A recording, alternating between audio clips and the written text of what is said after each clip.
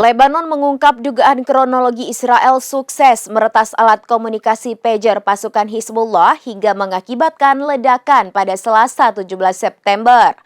Disebutkan Badan Mata-Mata Israel Mossad menanam bahan peledak di pager yang dipesan Hizbullah dari Taiwan.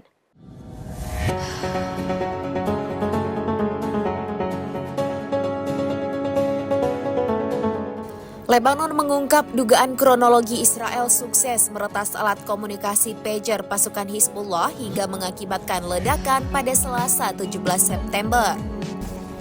Disebutkan Badan Mata-Mata Israel, Mossad menanam bahan peledak di pager yang dipesan Hizbullah dari Taiwan.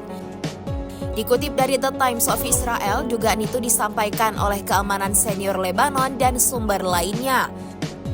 Mereka mengatakan serangan peretasan Israel diduga sudah direncanakan selama berbulan-bulan.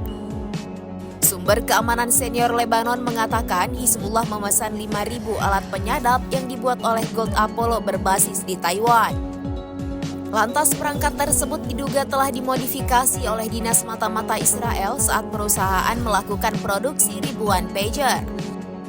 Sumber mengatakan Mossad menyuntikkan bahan peledak ke dalam perangkat yang menerima kode, sehingga sangat sulit mendeteksi alat peledak tersebut meski dengan berbagai cara.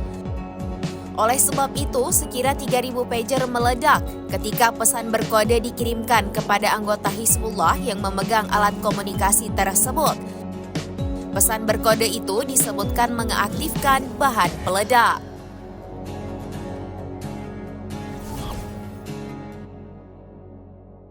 Demikian informasi terkini Syederalun. Saksikan terus informasi lainnya. Jangan lupa like dan share seluruh akun serambinews.com.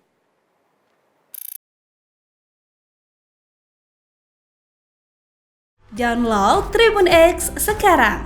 Menghadirkan lokal menjadi Indonesia.